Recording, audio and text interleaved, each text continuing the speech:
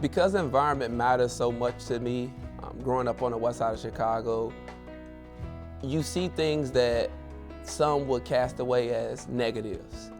In my opinion, I looked at it as a positive because every situation, interaction, and person of that community allowed for me to understand what my steps were and what they shouldn't be. But to be able to create a goal where you want to change, where you don't have to always look over your shoulder about who you are and things of that nature, I think it's important for me to run through whatever brick wall I will for the next generation. And so now growing up on the west side of Chicago or any environment, you don't have to compromise who you are, but instead you can walk in your authenticity. The first area that I'll be speaking on when turning goals into realities is going on what I would call a life diet. You want to take about 1 to 2 hours of deep examination and jotting things down. It's almost taking a strict inventory of who you are.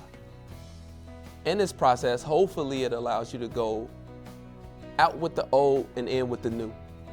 3 steps to kind of get this accomplished. The first step is, what are those things or who are those people that kind of consume a large amount of your time? So you want to kind of do this in a step of A priorities, B priorities, and C priorities. And the A priority pretty much relates to your lifetime goal, whatever that is, and we'll get there. A B priority is something that you have to do, more survival if you will, but isn't always related to your lifetime goal. And then a C priority will be, or C activity, something that can be postponed onto a later process. Looking at that inventory list and now kind of categorizing how do you spend your time with these activities. So you kind of want to focus in on, are there personal or professional enrichment things? And then have you outgrown these activities? Seeing how you spend your 24 hours. As we know, 24 hours can come and go, but a large part of that is how are you consuming things? What are you eating? Since we're talking about diets, what are you watching? Who are you surrounding yourself with? And things that you kind of like read and watch. The first step in a SMART system is being specific. What is it that you want to change? Actually name it, call it what it is, and try to put actionable steps to it. For example, what job do you want to get? How am I actually tracking the change or the progress that I want to make? What tool are you using to engage in this mechanism or this method of change? Is it a board? Is it a journal? So you want to ask yourself, do I have the prerequisites for this opportunity, or have I started to do some of those things from my inventory list that aligns me for the path that I'm trying to take?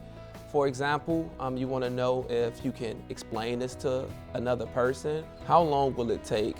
I think the notion here is that failure is a part of the process, so kind of prepare yourself for it, but how do you make sure that you fail forward when you do so? The notion here is you can gain a positive out of every negative. So similar to attainable, but a slight difference, and the difference here is how much time you actually have to dedicate towards it. You have to kind of understand you get out what you put in. And so if school is a priority to me, then I need to be studying and doing things that kind of surpasses the amount that I would do for cooking. And so the step in this process or in this area would be using a vision board. The first step is having that lifetime goal either plastered right there in the middle or at the top. And kind of as a timeline, that's more or less a 7 to 10 year out type of plan for a lifetime goal. Having 2 to 3 short-term goals where you can kind of put actionable steps on it if possible. And again, the timeline there would be immediate, of course, but then you want to also have a 2 to 4 year timeline on a short-term process or a short-term goal. The third step within the vision board, or ingredient, I believe, would be to have 2 or 3 long-term goals, and again, have actionable steps en route to how you would get there. And again, that's on a 5 to 6 year or 4 to 6 year plan. Adding personal assessments to it, personality things, again, from a positive psychology or mindset approach, kind of allows you to kind of say who you are, more about your being. You want to identify, again, no more than 2 or 3 goals. And remember, you're only human. You only have so many hours to deal with. And this comes in 3 areas for me: mentally, physically, and emotionally. And I believe that each one of those phases should rejuvenate you towards your purpose. I personally believe if it's urgent, then it'll always matter. It only takes the first step.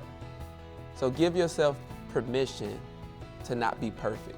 Lessen your reasons and excuses, and ultimately you'll improve your results. My last and big final takeaway is reward yourself after accomplishments, but immediately get back to the business.